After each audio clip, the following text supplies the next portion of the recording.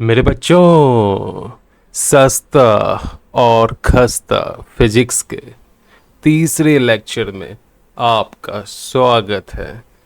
Newton's laws of motions की third lecture अभी शुरू हो जाएगी। इंतज़ार ना करें, एंजॉय करें। मेरे बच्चों, पॉज करके क्वेश्चन रीड कर लो। अब क्वेश्चंस को मैं टैकल करूँगा, एंजॉय करना। देखो, यहां से लेके यहां तक एक ही रस्सी है और रस्सी पतली है, मासलेस है, इनएक्सटेंसिबल है, खींचा नहीं जा सकता है, इसकी लेंथ कांस्टेंट रहेगी। तो यहां से लेके यहां तक एक ही टेंशन लगेगी। तो पहले इसको पहचानो। यहां लिखो टी, यहां लिखो टी, यहां लिखो टी और यहां लिखो टी। कमाल हो गया। अब एक एक ब्लॉक को एक बार में कंसीडर करके टैकल करो। पहले इस ब्लॉक, और देखो टोटल फोर्स कितनी लग रही है। इस छोटी सी जो ब्लॉक है M2, हो सकता है M2 की मास M1 से ज़्यादा भी हो, है ना।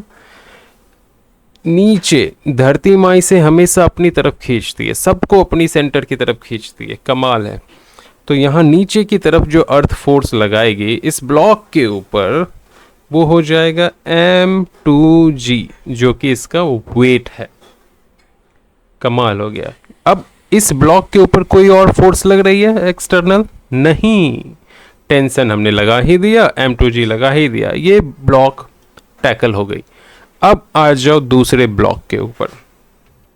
इस ब्लॉक के ऊपर ऑलरेडी दिखा रखा है कि एक्सटर्नल फोर्स लेफ्ट की तरफ लग रही है और टेंशन राइट की तरफ लग रही है। और सवाल में कह रखा है कि ये जो सरफेस है ये चिकनी है, स्मूथ है, फ्रिक्शनलेस है, यानी किसी भी तरह की फ्रिक्शन फोर्स इसके ऊपर नहीं लगेगी, किसी भी तरह की घर्षण इसके ऊपर नहीं लगेगी। ओके, तो और कौन सी फोर्स इसके ऊपर लग सकता है? इसके ऊपर एक फोर्स लग सकता है नीचे की तरफ, जो होगा वेट M1G। और कौन सा फोर्स लग सकता है? इसके ऊपर एक फोर्स लग सकता है ऊपर की तरफ, जो होगा नॉर्मल रिएक्शन।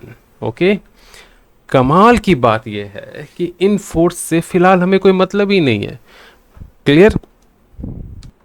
क्यों? क्योंकि इस ब्लॉक की हम सिर्फ और सिर्फ हॉरिजॉन्टल मोशन को टैकल करेंगे, और ये फोर्स किधर लग रही है? वर्टिकली लग रही है। तो वर्टिकल डायरेक्शंस पे अभी हम फोकस नहीं करेंगे। बाय द वे मैं सबके लिए इक्वेशंस लिखूंगा। तो इस ब्लॉक के लिए न्यूटन्स का सेकेंड लॉ का इक्वेशंस क्या होगा? तो इस ब्लॉक के लिए तो देखो, टोटल फोर्स किस डायरेक्शंस में लग रही है? टेंशन ऊपर की तरफ लग रहा है, वेट नीचे की तरफ लग रहा है। तो ये हो गई total force. Total force equal to क्या होता है? मास टाइम एक्सेलरेशन। मास इसका है M2। अब हमारे को पता नहीं है किधर एक्सेलरेट कर रही है, नीचे भी कर सकती है, लेफ्ट भी कर सकती है। मैं मान लेता हूं कि ये नीचे ए एक्सेलरेशन से एक्सेलरेट कर रही है। तो ये जो ब्लॉक है इसको राइट की तरफ जाना होगा, क्योंकि एक ही धागा से कनेक्टेड है ना, और वो भी सेम एक्सेलरेशन से। ओके, तो क्या हो गई? देखो M2 इंटू ए, लेकिन ये नीचे है एक्सेलरेशन, तो यहाँ माइनस लगानी पड़ जाएगी। पता है ना, नीचे माइनस होता है।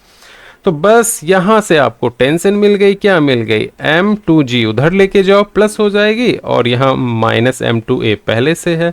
इक्वेशन 1 बन गई। इसी तरह दूसरे ब्लॉक को भी टैकल करेंगे। इस ब्लॉक में देखो लेफ्ट साइड कौन सी फोर्स लग रही है? F, तो लिखो माइनस F। लेफ्ट की साइड जो फोर्स होती है वो माइनस, राइट की साइड जो फोर्स होती है वो प्लस। और कोई फोर्स हॉरिजॉन्टल लग रही है? ना बाबा ना। तो क्या हो जाएगा? न्यूटन सेकेंड लॉ से ये हो गई total force equal to mass time acceleration. इसकी मास कितनी है? M1, और एक्सेलरेशन कितनी है? A। अब ये एक्सेलरेशन राइट तरफ है, तो इसीलिए ये क्या हो जाएगी? पॉजिटिव हो जाएगी। ये हो गई इक्वेशन 2। अब इक्वेशन 1 और इक्वेशन 2 का इस्तेमाल करेंगे और हमारी दुनिया आसान हो जाएगी।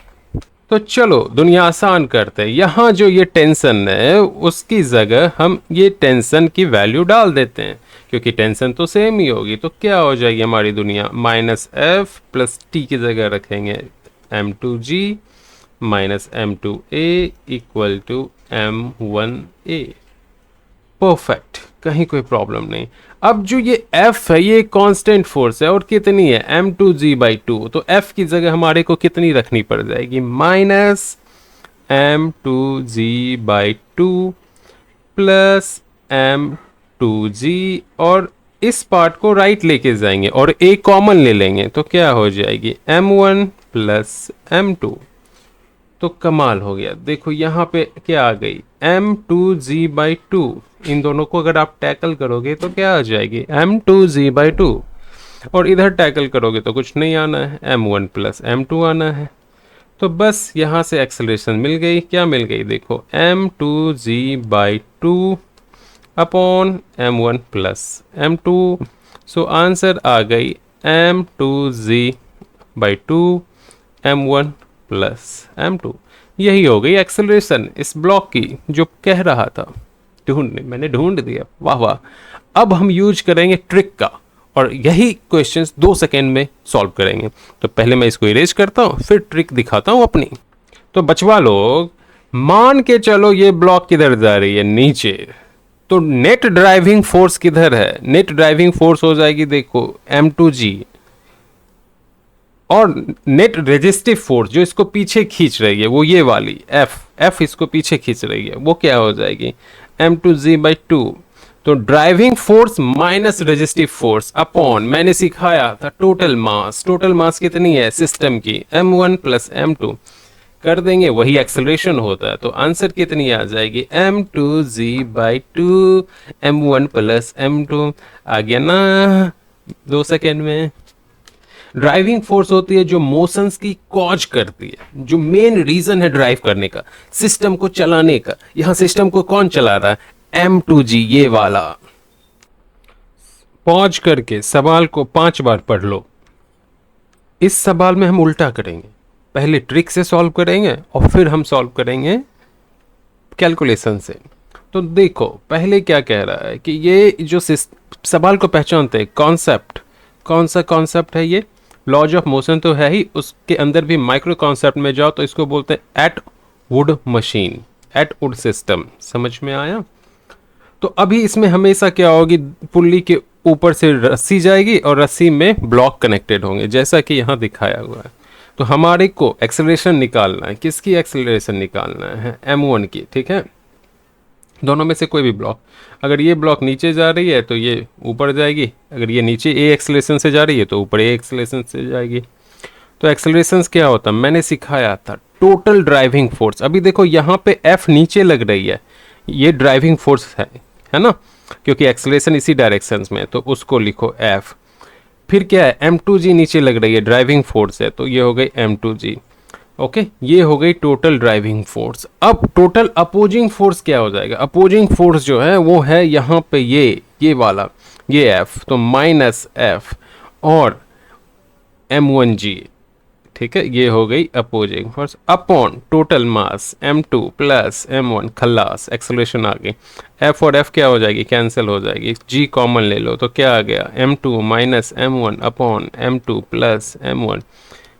2 सेकेंड के अंदर आ गई ना आंसर। देखो अब कमाल की बात यह है कि मैंने m2 को नीचे डाला जानबूझ के, है m1 हेवी, एक्चुअली में m1 नीचे जाएगी और m2 ऊपर जाएगी, लेकिन मैंने m2 क्यों डाला, क्योंकि अब आप सॉल्व करोगे तो आपको एक्सेलरेशन नेगेटिव आएगी, जो कि ये बताएगी आपने जो कंसीडर किया था एक्सेलरेशन की डायरेक्शंस वो ऑपोजिट कंसीडर किया था, तो एक्चुअली जो एक्सेलरेशन होगी वो ऊपर जाएगी। ओके, क्लियर हो। तो जब आप गलती से उल्टा कंसीडर करोगे तो आंसर नेगेटिव आएगी, मतलब इस केस में हमारा एक्सेलरेशन नेगेटिव आएगा। लेकिन अगर हम ऐसे कंसीडर करते, समझो सेम सवाल को, कि यहाँ पे एक्सेलरेशन ऊपर की तरफ है और यहाँ नीचे की तरफ है, क्योंकि ये हेवी है, m1 हेवी है, तो टोटल ड्राइविंग फोर्स क्या होती, इधर लगती, वो होती m1g प्लस f, और टोटल अपोजिंग फोर्स यहाँ लग रही है, वो क्या हो जाएगी m2g प्लस f, और अपॉन ऐड कर दो टोटल मास, तो क्या आ जाएगी, g कॉमन ले लोगे, m1 minus m2 upon m1 plus m2, correct. ये हो गई एक्सेलरेशंस। ये था हमारा ट्रिक। एक और ट्रिक याद रखना, जो फोर्स दोनों ब्लॉक में लग रहा वो एक दूसरे को कैंसिल ही कर देंगे, ठीक है। तो उसको ड्राइविंग और अपोजिंग फोर्स में नहीं रखते। यहाँ एफ दोनों में लग रहा है तो इसको हटा दो, यहाँ पे टेंशन दोनों में लग रहा है तो इसको हटा दो। तो अब रिमेनिंग क्या होगी, यहाँ पे सिर्फ M1G इस ब्लॉक में जो ड्राइविंग फोर्स है, और यहाँ पे रिमेनिंग क्या हो गई M2G जो अपोजिंग फोर्स है, divided by M1 plus M2।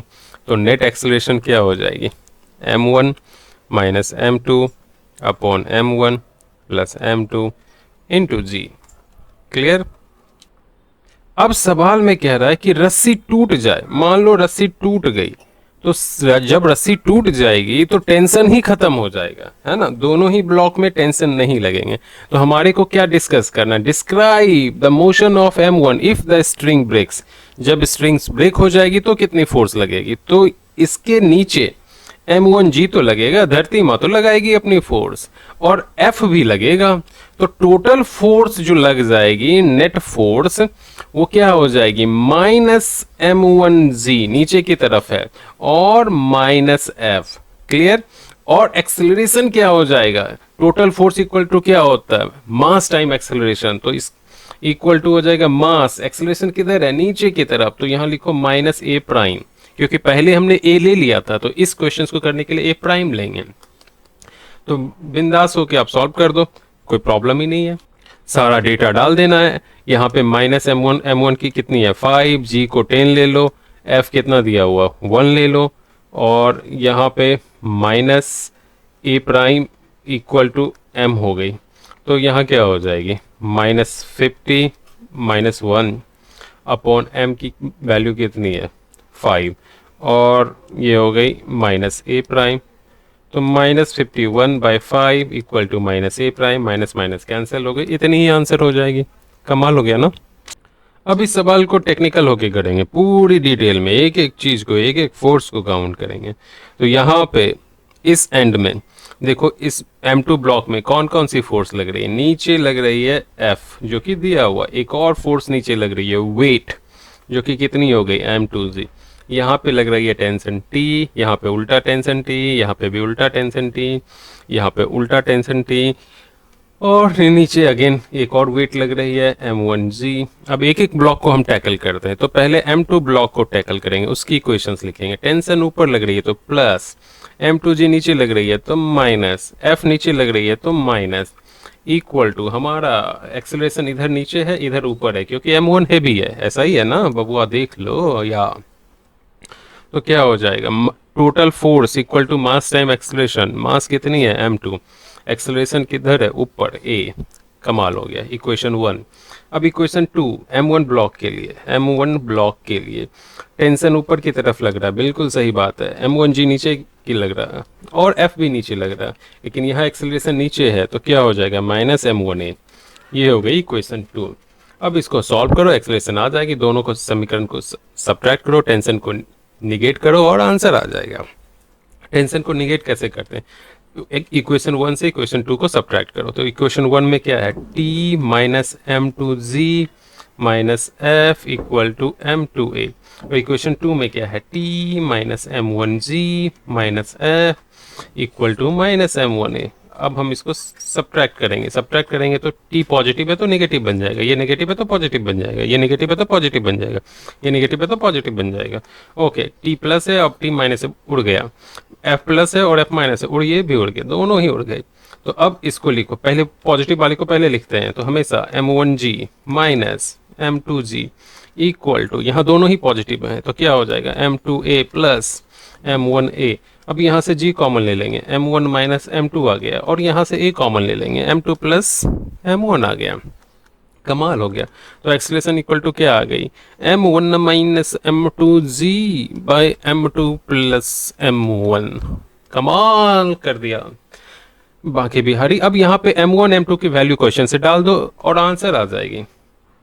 बराबर समझ में आया। और दूसरा पार्ट जो मैंने सिखाया था स्ट्रिंग ब्रेक होने के बाद, वो वैसा ही करना है इसमें भी, इसमें उसका कोई शॉर्टकट नहीं है ना। चलो बबुआ लोग, अब इस सवाल को देखो, बहुत ही आसान सा सवाल है। मान लो ये जो एंगल है वो है अल्फा और ये जो एंगल है वो है बीटा। करेक्ट। बाकी क्वेश्चंस को आराम से पॉज करके रीड करो। अब हम आगे की तरफ चलते हैं। हमारा लॉन्ग मेथड क्या है, हर एक ब्लॉक को अच्छे से देखो, उसके ऊपर कितनी फोर्सेस लग रही है, उन सारी फोर्सेस को काउंट करो, उसके ऊपर न्यूटन सेकेंड लॉ के हेल्प से इक्वेशंस बनाओ, और जब सारी ब्लॉक की इक्वेशंस बन जाएगी उसको सॉल्व कर लो, आंसर आ जाएगा। अगेन देखो इस सवाल में क्या कह रहा है, मैग्नीट्यूड निकालनी एक्सेलरेशंस की। पहले हम लॉन्ग मेथड यूज करेंगे, फिर टेक्निकली शॉर्ट मेथड यूज करेंगे। तो यहाँ पे इंक्लाइंड प्लेन है, ब्लॉक ना वर्टिकली नीचे आ रही है ना हॉरिजॉन्टली चल रही है, ना ब्लॉक ऐसे मूव कर रही है ना ऐसे। प्रॉब्लम, अब वेक्टर वगैरह की यहाँ पे ज़रूरत पड़ जाएगी, कंपोनेंट की ज़रूरत पड़ जाएगी। तो देखो इसको समझाने के लिए मैं इंक्लाइन प्लेन यहाँ पे समझा रहा हूँ। अगर एक ब्लॉक ऐसे है और यहाँ पे एंगल अल्फा बन रही है, तो यहाँ पे कितनी फोर्स लगेगी, नीचे की तरफ लगेगी ड्राइविंग फोर्स, वो लगेगी mg साइन अल्फा। हमेशा याद रखना, याद रट्टू मल तोते की तरह याद रखो। इंक्लाइंड पे डाउनवर्ड कितनी फोर्स लगेगी, mg sine alpha. Okay, normal force इस डायरेक्शंस में, नॉर्मल रिएक्शंस इस डायरेक्शंस में लगेगी, और उसको काउंटर करने वाला जो फोर्स होगा वो होगा mg cos अल्फा। अगर फ्रिक्शन फोर्स नहीं लग रही है तो ऊपर की डायरेक्शन में कोई भी फ्रिक्शन फोर्स नहीं होगा, जैसा कि इस क्वेश्चंस में है। अगर लगेगी तो ऊपर की डायरेक्शन में फ्रिक्शन फोर्स लगेगी, और जब हम फ्रिक्शन पढ़ेंगे तो बताएंगे आपको कितनी फ्रिक्शन फोर्स ऊपर की डायरेक्शन में लगती है। तो यहां तो फ्रिक्शन फोर्स नहीं लग रही है। ओके, तो यहाँ ऊपर की तरफ क्या लग रही है, टेंशन लग रही है, धागे में ये बंधा हुआ है ना। तो देखो यहाँ पे एक पुल्ली है और पुल्ली से ये धागा है, तो यहाँ टेंशन लगेगी, वो ऊपर की तरफ लगेगी। कमाल हो गया समझ में। अगर यही इंक्लाइंड प्लेन ऐसा रहता, मान लो ये बीटा एंगल है, यहाँ पे ब्लॉक है और यहाँ पे ये पुल्ली है और ये धागा बंधा है, तो नीचे की तरफ क्या होती, mg साइन बीटा, ऊपर की तरफ टेंशन। करेक्ट। अब ये एक धागा है तो यहां से लेके यहां तक एक ही टेंशन होगी। अब ये तो बात समझ में आ गई होगी, नोट डाउन कर लेना अलग से। तो देखो यहां एक धागा है तो एक ही टेंशन होगी। अब दोनों की मास भी क्या है, बराबर है। तो कैसे सोचें कि किधर जाएगी। अब ये ज्यादा स्टीप है, ये ज़्यादा स्टीप है, देखने से लग रहा है। तो कंसीडर कर लो कि जो ब्लॉक है वो इस डायरेक्शन में ए एक्सेलरेशन से आएगी। मान लेना है जब ये ब्लॉक नीचे आएगा तो ऑब्वियसली बात है ये ब्लॉक ऊपर जाएगा और ए एक्सेलरेशन से ही ऊपर जाएगा। मैंने आपको सिखाया है क्या, नीचे की तरफ कौन सी ड्राइविंग फोर्स लगती है, mg साइन अल्फा। यहाँ पे क्या हो जाएगा, यहाँ पे लिखोगे mg साइन अल्फा। दोनों एक kg का है ना, तो इसको दोनों को ही m ही ले लो, बाद में हम डेटा डालेंगे, अभी डेटा नहीं डालेंगे, है ना। मास हमारी कितनी है, 1 kg है। ऊपर की तरफ लग गई इस ब्लॉक के ऊपर टेंशन, तो अब इस ब्लॉक के ऊपर सारी फोर्स मैंने काउंट कर दी कि जितनी जरूरत है, नॉर्मल रिएक्शंस वगैरह की भी जरूरत नहीं है, तो उसके ऊपर ध्यान नहीं देंगे। अब यहां देखो इधर हो जाएगी mg साइन बीटा, जो कि नीचे की तरफ लगेगी, ऊपर की तरफ यहां भी टेंशन ही लग रहा है। करेक्ट। अब दोनों ही ब्लॉक के लिए हम इक्वेशंस लिखेंगे। इस ब्लॉक का नाम रख देते हैं अल्फा, अल्फा ब्लॉक, क्योंकि वहां पे एंगल कितनी बन रही है, अल्फा। ठीक है, तो इसीलिए मैंने इसका नाम रखा अल्फा ब्लॉक। अल्फा ब्लॉक में देखो इक्वेशंस लिखना, न्यूटन्स लॉज ऑफ मोशन क्या कहता है, total force equal to mass time acceleration. तो टोटल फोर्स क्या हो जाएगी, ऊपर टी लग रही है तो टी आ गई पॉजिटिव, नीचे किधर आ रही है mg साइन अल्फा, तो mg साइन अल्फा हो गई negative, equal to mass time acceleration, acceleration नीचे है तो माइनस ए, तो क्या आ गया t minus mg sine alpha equal to minus M A. कमाल कर दिया। अब इसी तरह बीटा ब्लॉक, इथे बीटा ब्लॉक। ओके, तो बीटा ब्लॉक में देखो क्या कमाल करेंगे, टेंशन ऊपर की तरफ लग रही है पॉजिटिव, नीचे की तरफ minus mg sine beta equal to mass time acceleration, acceleration ऊपर है यहाँ पे तो पॉजिटिव। ये हो गई इक्वेशन सेकंड। हमारे को एक्सेलरेशन फाइंड आउट करना, दोनों इक्वेशन से टेंशन को एलिमिनेट करेंगे तो एक्सेलरेशन ऑटोमेटिक मिल जाएगी। तो चलो इक्वेशन 1 और इक्वेशन 2 को सब्ट्रैक्ट करते हैं।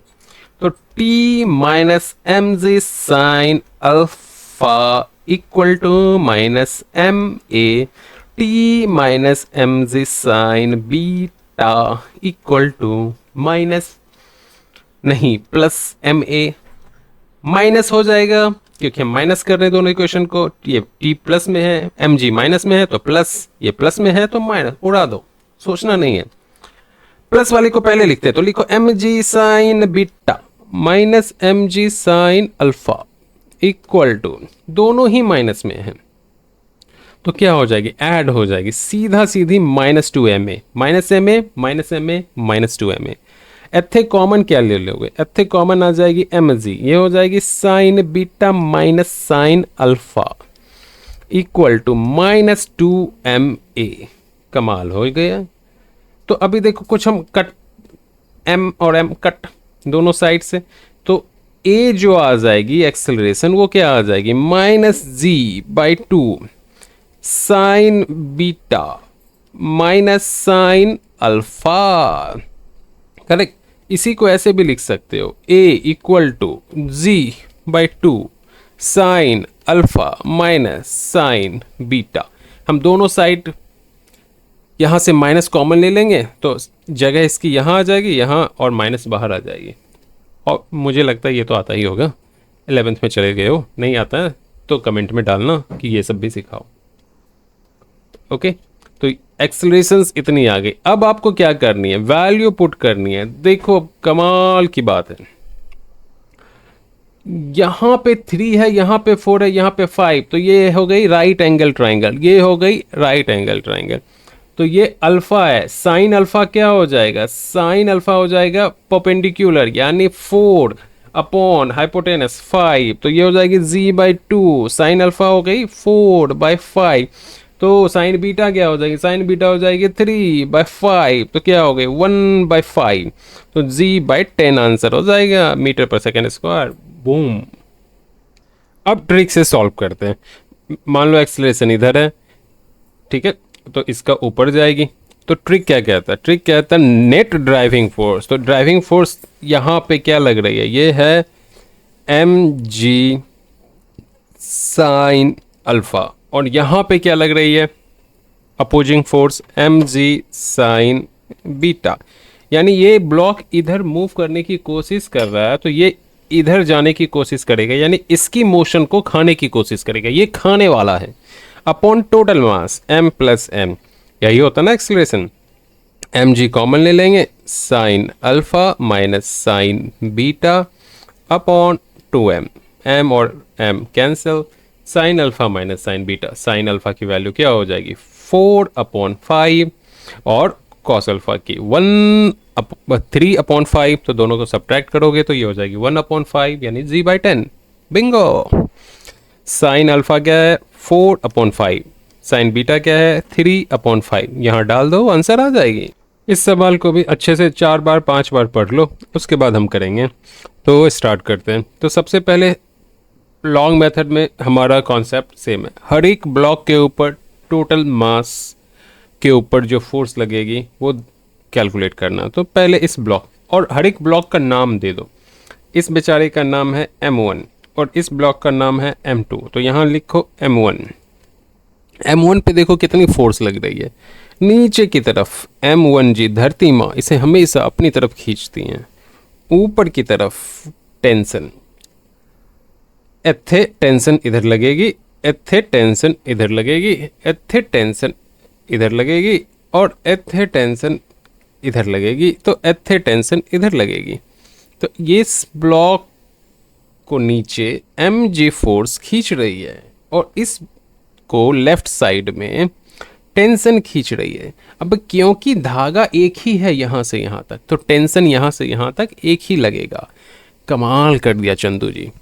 अब देखो क्या होगा, इस ब्लॉक के ऊपर Newton second law of motions लिखनी है। टेंशन जी ऊपर चले गए, ओके बहुत अच्छे। एक्सेलरेशन मान लो नीचे की तरफ है, टेंशन ऊपर चली गई, m1g नीचे लग रही है, तो मास टाइम एक्सेलरेशन होता है m1 इंटू ए।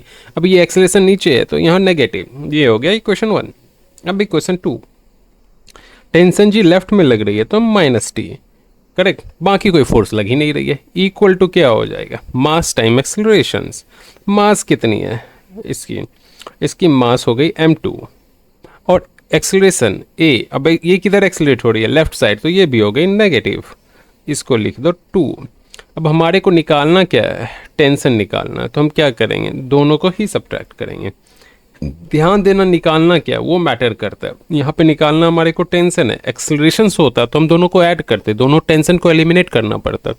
अगर हमारे को एक्सेलरेशन निकालना होता तो हम दोनों इक्वेशन से टेंशन को एलिमिनेट करते, लेकिन हमारे को टेंशन निकालना है तो हमें टेंशन को रखना पड़ेगा, इसीलिए हम इसको क्या करेंगे, सब्ट्रैक्ट करेंगे।